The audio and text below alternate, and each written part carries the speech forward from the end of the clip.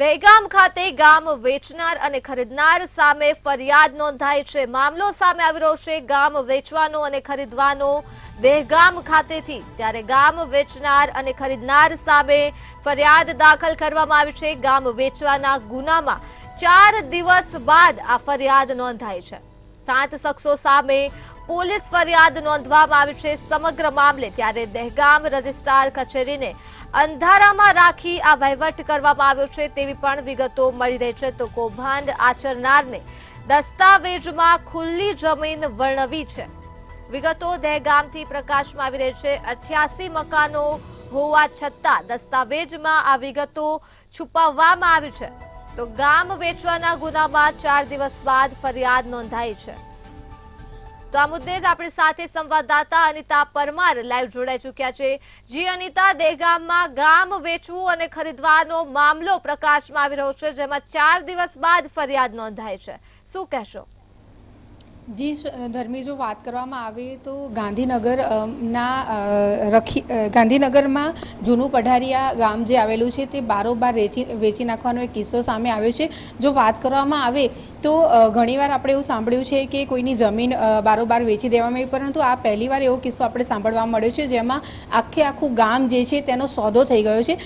તેમાં જો વાત કરવામાં આવે તો આજે આખું ગામ વેચી દેવાનો મામલો સામે આવ્યો છે। તેમાં 7 લોકો વિરુદ્ધ ફરિયાદ જે છે તે રખિયાલ પોલીસ સ્ટેશનમાં હાલ ગ્રામજનો દ્વારા જે છે ફરિયાદ કરવામાં આવી છે। અને આખું જે જિલ્લા તંત્ર છે તે ગઈકાલે પઢિયાર જે ગામ છે ત્યાં દોડતું થયું હતું। જો વાત કરવામાં આવે તો દહેગામ તાલુકાનું આ જૂનું પઢારિયા ગામ છે અને આ ગામમાં જે કહેવાય છે કે 1000થી પણ વધારે લોકો જે છે તે વસવાટ કરે છે।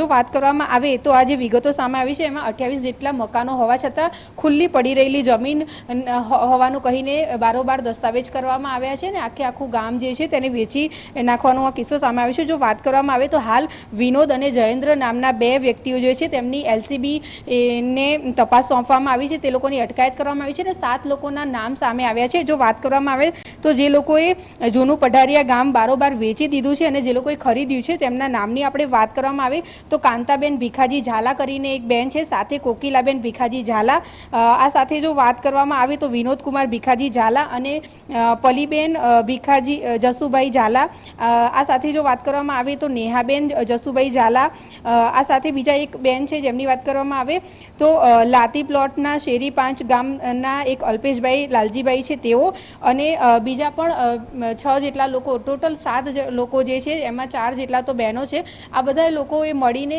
આજે આખું ગામ છે તેને વેચી દીધું છે અને ખરીદી પણ ઘણા લોકોએ ખરીદી છે। જો વાત કરવામાં આવે તો આ જે ગામ છે જૂનું પઢારિયા ગામ એ દહેગામ તાલુકામાં આવેલું આ ગામ છે અને 4 દિવસ પહેલાંનો આ કિસ્સો છે જેમાં આખું જે ગામ છે તેને બારોબાર વેચી દેવામાં આવ્યું, તેના દસ્તાવેજ કરવામાં આવ્યા। જિલ્લા તંત્રને આની બિલકુલ જાણ ના થઈ, જે પ્રમાણે ગઈકાલે જિલ્લા તંત્ર આખું દોડતું થયું હતું અને આ ગામ ખાતે પહોંચ્યું હતું। જેવું જિલ્લા તંત્રને ખબર પડી કે બારોબાર આજે આખું ગામ છે તેનો વહીવટ કરી દેવામાં આવ્યો છે, ત્યારે 7 જેટલા લોકો જે છે તેમની અટકાયત કરવામાં આવી છે અને ખાસ 2 આરોપીના નામ સામે આવે છે, જેમાં વિનોદ અને જયેન્દ્ર નામના 2 શખ્સ છે જે તેમને LCBની તપાસમાં પણ સોંપવામાં આવે છે, તેમની પણ અટકાયત થઈ છે।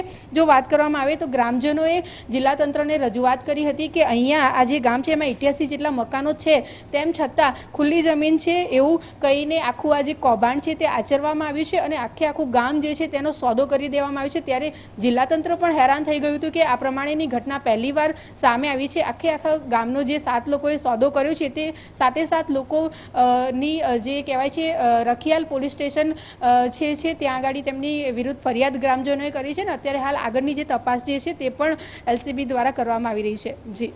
જી અનિતા, તમામ વિગતો બદલ આભાર। તો વિગતો દહેગામથી મળી રહી છે। ગામ વેચવાનો અને ખરીદવાનો કૌભાંડ સામે આવી રહ્યું છે। ગામ વેચનાર અને ખરીદનાર સામે સમગ્ર મામલે ફરિયાદ નોંધાઈ છે। ત્યારે ગામ વેચવાના ગુનામાં 4 દિવસ બાદ ફરિયાદ નોંધાઈ છે।